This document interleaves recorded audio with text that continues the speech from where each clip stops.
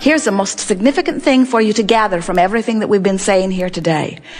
The distance between your poverty and your outrageous abundance is an emotional journey. It's not a financial journey. The distance between your physical incapacity or illness and fabulous vitality and wellness is not a physical improvement journey. It's an emotional journey. The distance between any place that you are and any place that you want to go is an emotional journey. It's about how good can I make myself feel about this and a lot of other things right now, because everything about your point of attraction is about your vibration, and your vibration is only about how you feel. So, when you say today, nothing is more important than I feel good, what you're saying is, today I'm using my guidance system on a myriad of subjects to move in the direction of my desire. So, if you're wanting more money and you're talking to someone who's discouraged about money and you begin to feel empathy of their discouragement, this friend has got you turned around. And your guidance system is saying, when possible, make a legal U-turn. In other words, your guidance system is pulling you that way. But sometimes what happens is you begin beating a drum relative to whatever. Maybe it's because people are surrounding you. Maybe it's because something has happened to you. Maybe it's because of something that you're observing or talking about. Maybe it's something personal to your life, and maybe it's something that's happening globally. It doesn't matter. But you've got yourself focused upon something so that you've got a very strong reverberation going on, and it feels to you like the thoughts are thinking you. It doesn't feel to you like you're choosing the thought. The thought just keeps showing up. You just find yourself thinking about it. You don't mean to think about it. You don't want to think about it. And that's when you've got to say, I'm going to start choosing my thought. What happens with people who are making these emotional journeys is that they often do not have a quantifiable journey. In other words, they don't understand that they can tell which direction they're headed. Jerry and Esther traveled in the past, even now sometimes, from Phoenix to San Diego. It's about a 400-mile journey. And as they come out across the highway, Esther loves these open highways, hardly any traffic, good roads. About halfway between Phoenix and San Diego is Yuma, Arizona.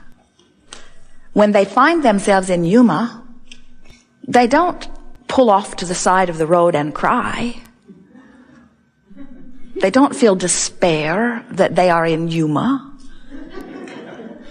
because they understand that they are on their way to where they want to be. They understand the distance between Phoenix and San Diego. And so even though for a good deal of the journey, in fact, almost all of it, in fact, most of that journey, they're not really where they want to be.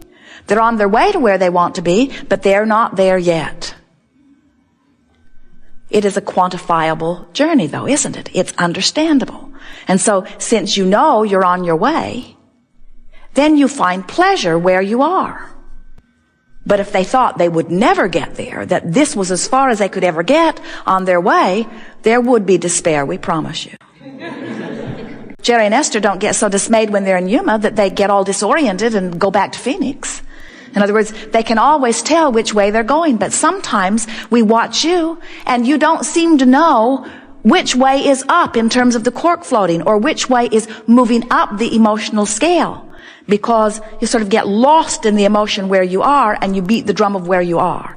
So moving up the emotional scale is about recognizing where you are on the emotional scale, and we'll show you how to do that. You just feel around until you're able to pinpoint it pretty well, and then you reach for an emotional goal that you believe is possible.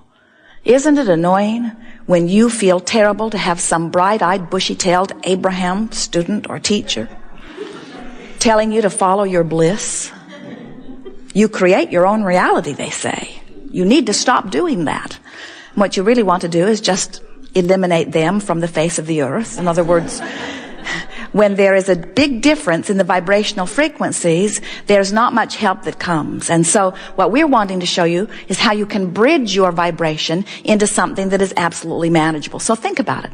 If you are in a place of utter despair or depression, and you're reaching for some thoughts of hatred or revenge, don't you acknowledge when you find them that they do feel better?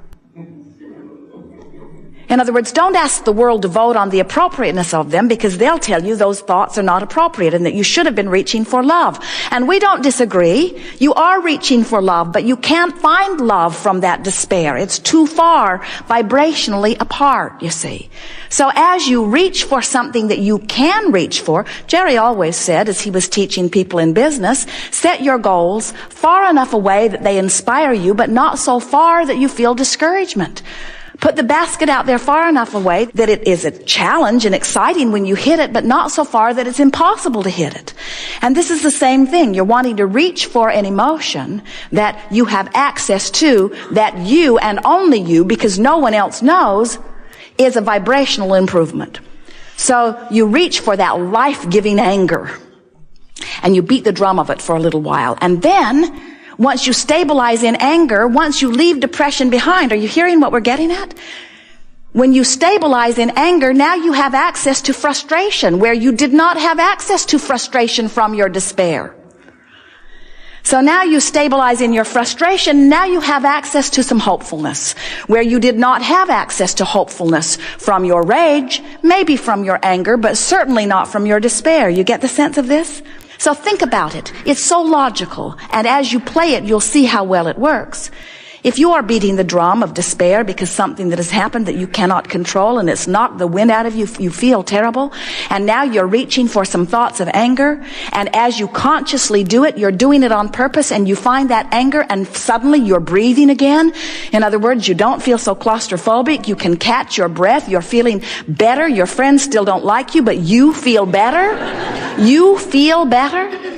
You've done it deliberately, and now you say, I've done that on purpose. Do you see? Can you feel what that does in terms of feeling of powerlessness?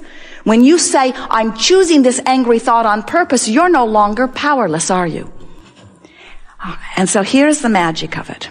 If you're making the best of where you are, which we've got to admit, it's not all that good. Rage is not the best place to be. It's just better than where you were.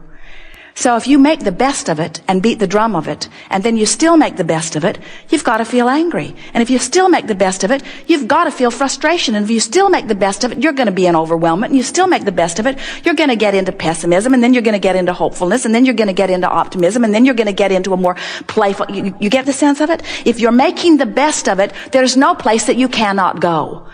The difference is this time you can tell which direction you're facing. You can tell which direction you're facing so you don't have a meltdown in Yuma. You don't just spin there year after year after year after year after year after year, because finally your guidance system is working. Jerry and Esther have a navigational guidance system in their vehicles, and as they're coming across in the monster bus from one place to another, there is an antenna on the roof and a computer brain in the coach. And there are satellites in the sky which triangulate their position. So Magellan always knows where they are. And then they just program the address, the city, and the street, and even the numbers often of where they want to go. And Magellan then calculates the route for them from where they are to where they want to go. Magellan never says, "Where have you been?" Magellan never says, "How long have you been there?" Magellan never says, "I'm not going to tell you. You didn't listen last time."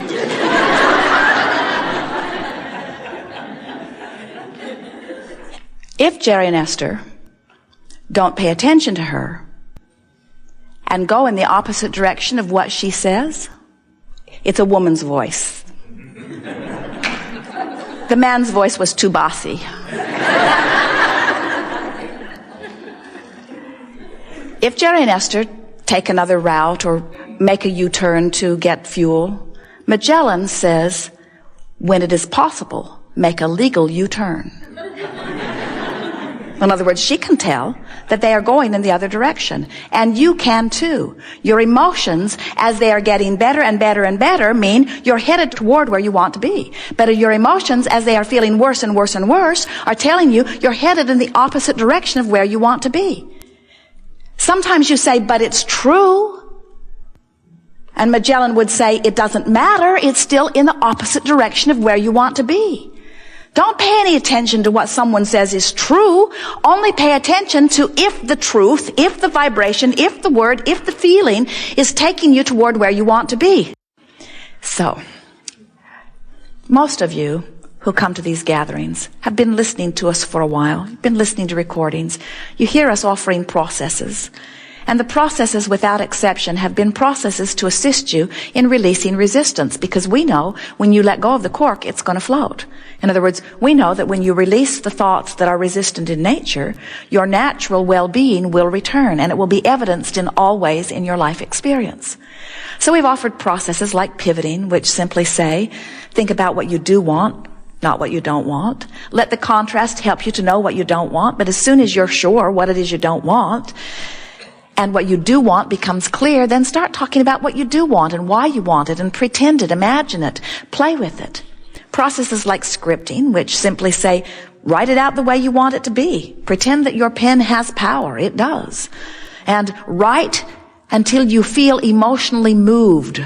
Write until you feel the clarity of your own desire. But we have to say to you that the reason that the processes that we've been offering over time have been so effective with those of you who have been gathering is because most of you, if we feel your vibrational meter, weigh in somewhere in the area of frustration, overwhelmment, somewhere in there, ranging from that all the way up into appreciation and love and passion.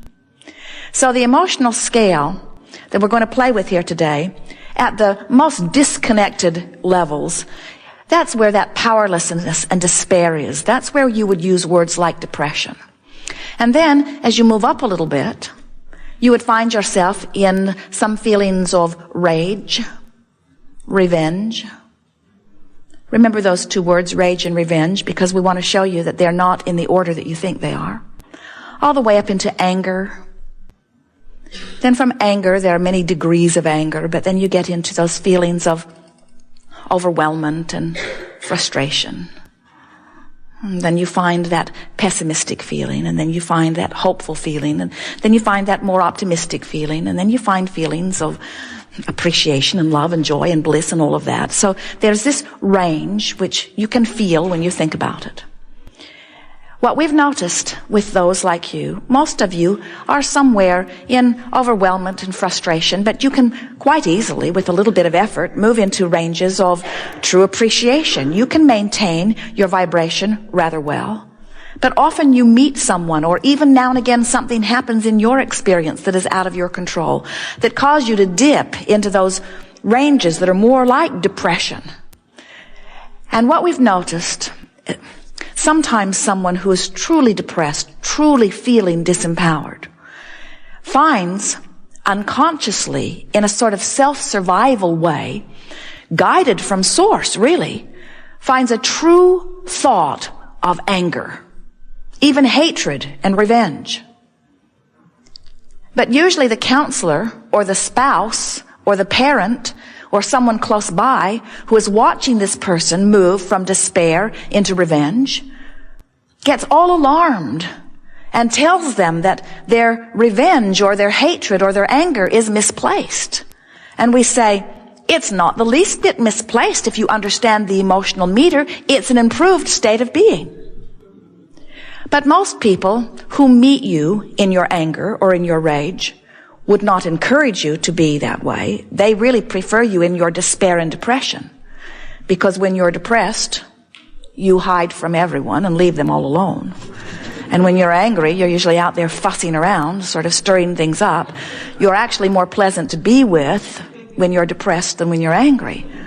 But from an emotional standpoint, from a vibrational standpoint, from the standpoint of which cork is floating more, if the cork is in the revenge mode, it's closer to the surface than when it is in the despair and depression. In other words, you're on your way back into the light as you are moving through, and that's the key word, as you are moving through this angry range. But what happens when you don't know that is you get from despair naturally into anger, but then everyone disapproves of your anger, and since you're more interested in how they feel than you are about how you feel, then you bounce back into despair. And there are so many people that just bounce back and forth from despair to anger, to despair, to anger, to despair, to anger, and do not have any idea that they were on the right path.